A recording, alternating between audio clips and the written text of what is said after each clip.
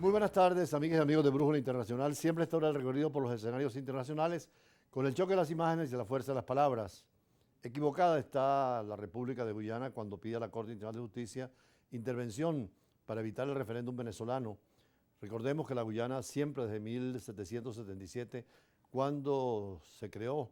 la región de Venezuela, es la primera expresión de que esa propiedad pertenecía a Venezuela, todo ese territorio de 160.000 kilómetros hoy, que el imperio británico maniobró sobre todo con el arbitraje de 1899 y sobre todo 2 años antes en Washington con todo el proceso fraudulento, alterando mapas, comprando los jueces y sin presencia de Venezuela. Y si en algo los venezolanos están acordes y unidos es en eso, en la demanda del Esequibo. Por cierto, fue tan fuerte nuestra disposición después de conocerlo de Malé Prevost, uno de los abogados de Estados Unidos, del fraude que había tenido ese juicio y ese arbitraje nulo e irrito para nosotros, que fuimos a Naciones Unidas y Gran Bretaña lo reconoció, abrió las puertas para un nuevo tratado que en 1966, el Acuerdo de Ginebra, que es el marco jurídico como establecido único, donde el cual tenemos que discutir con Guyana en este caso y con Londres también, porque tiene responsabilidad, como lo dijo la Corte hace poco tiempo, de los hechos que ha causado responsabilidad internacional. Lo cierto es que en este momento, si algo une al gobierno y a la oposición, es frente al Esequibo el reclamo de Venezuela y la posesión real de ese territorio que nos corresponde a nosotros y nos ha correspondido siempre. Por supuesto que Guyana, que tenía todo el apoyo a la ExxonMobil y de las grandes compañías, incluyendo las chinas, ha querido siempre tener el control de ese territorio y acudió a la Corte de manera unilateral, cuando el principio del derecho internacional es la voluntad de los estados. Precisamente esta demanda de Guyana pidiendo que se cierre el referéndum venezolano es una intromisión en la política interna venezolana contra nuestra Constitución y es darle a un principio tan importante como es la voluntad de los estados, que son soberanos e independientes, para acudir a la Corte Internacional de Justicia. Por lo tanto, vamos a ver hoy en la prensa, como hemos visto ayer, que Guyana solicitó a la Corte Internacional de Justicia suspender un referéndum consultorio que está impulsado por Venezuela sobre el territorio Esequibo de ambos países que disputan desde hace más de un siglo, pero que hoy, con la existencia del petróleo, en la proyección que puede dar el territorio, y es la parte marítima tan importante para nosotros, la salida al Atlántico, Guyana por todos los medios quiere apropiarse, teniendo la conciencia imperialista de la época del imperio de Londres, que además hoy vemos el ejemplo en la República de Tanzania, cómo Alemania le pide perdón por los daños causados durante la colonización. Inglaterra debería hacer lo mismo, como todos los imperios, los daños que causaron en esos procesos de apropiación de terrenos y sobre todo el reparto de tierras que, de acuerdo a un principio fundamental en el derecho nuestro, del uti possidetis juris, en el caso de Guyana Esequiba, pertenece a Venezuela. Pero veamos la noticia como lo relata la prensa.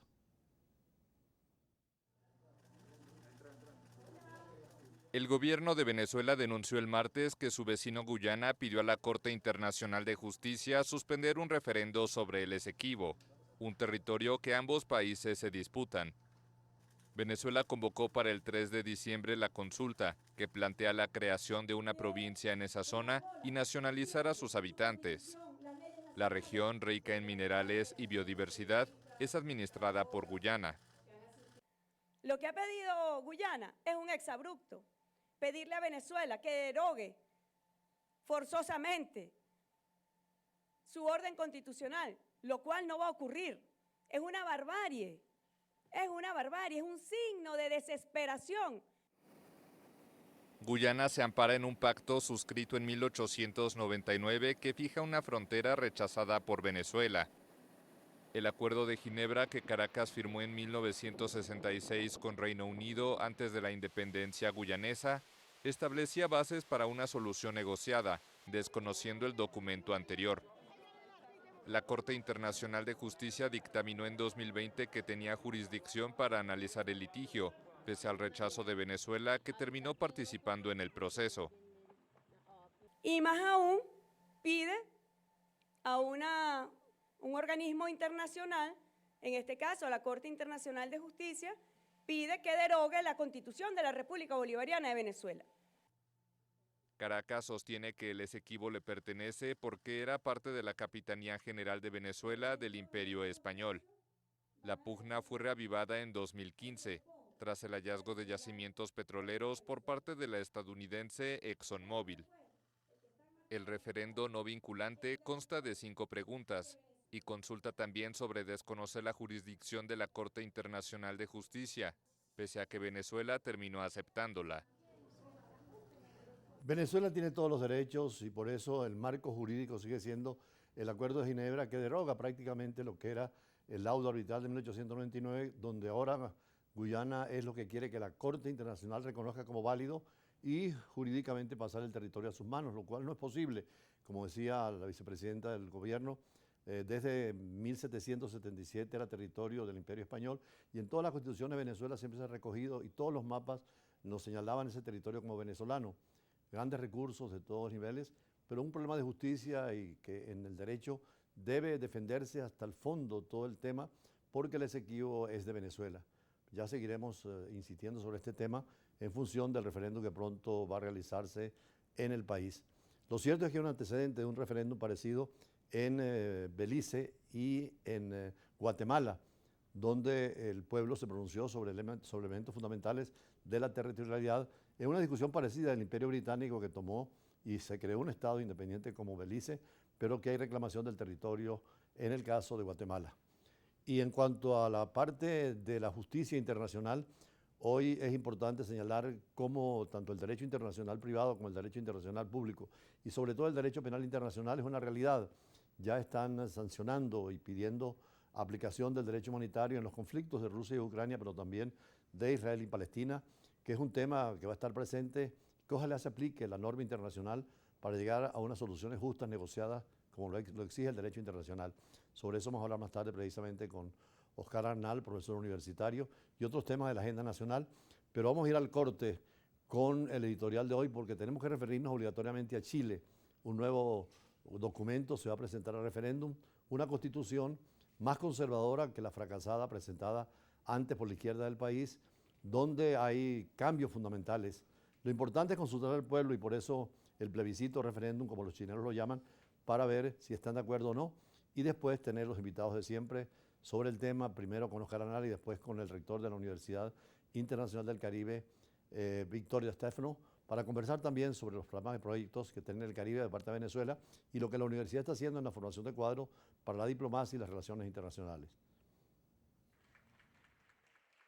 La oposición chilena, liderada por el Partido Republicano y el Chile Vamos, ha empezado ya su campaña para adoptar el nuevo documento como la primera constitución del país después de la constitución de Pinochet. No va a ser fácil conseguir el sí mayoritario porque los sondeos apuntan solo un 32% de los votantes que apoyan la nueva propuesta. Las encuestas señalan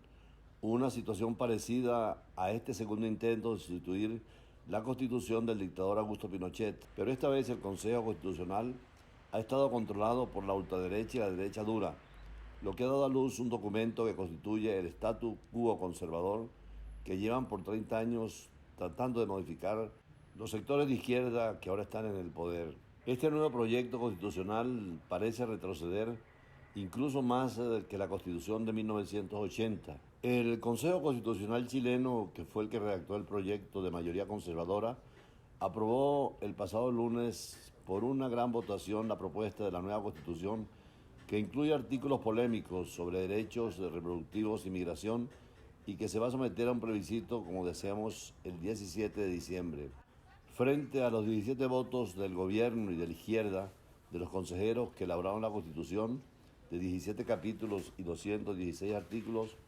ganaron los conservadores y la ultraderecha del Partido Republicano con 22 votos y la coalición de derecha Chile Vamos con 11 votos, haciendo mayoría para el texto constitucional que conocerán los chilenos hoy. Este sería el segundo intento de sustituir la Constitución del dictador Augusto Pinochet de 1980. Fueron diputados encargados de la redacción del documento, donde en el Congreso la derecha obtuvo 33 de los 50 escaños en las elecciones de mayo para decidir la composición del Consejo. Las encuestas señalan que los chilenos aparentemente rechazarían este proyecto de constitución, que fue un documento contrario a lo que el gobierno de Boric propuso en el 2022, pero el 89% de los chilenos votaron en contra de esa propuesta por ser demasiado radical. Esta vez, en vez de buscar avances sociales, el nuevo proyecto de la Carta Magna trata de dividir a Chile porque es demasiado conservadora y no el propósito que querían, algo aceptable para la derecha y la izquierda. Una lección del proceso constitucional chileno es la dificultad de impulsar demasiados cambios hacia la izquierda en un país conservador,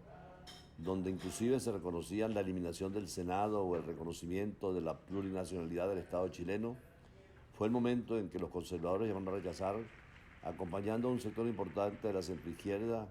tildándola de identitaria y maximalista. Fue una situación difícil y un golpe al presidente Gabriel Boric, el cual había señalado desde su campaña electoral tener nueva constitución. Pero como debe ser el sentido democrático, también propusieron, junto a los partidos de izquierda, incluyendo el Partido Comunista hasta la derecha tradicional, un segundo proceso constitucional señalando una ruta distinta a la anterior, con normas que instalaban límites y que buscaban impedir una propuesta refundacional para no repetir el fracaso anterior. Lo importante es que, igual que las grandes democracias, y es la modificación más sustancial, es la consagración de que Chile es un Estado social y democrático de derecho, donde la justicia es fundamental, pero también la libertad, y siguiendo el modelo de las democracias europeas, en la defensa de los derechos humanos, la justicia y plena libertad, además del mandato de la integración latinoamericana.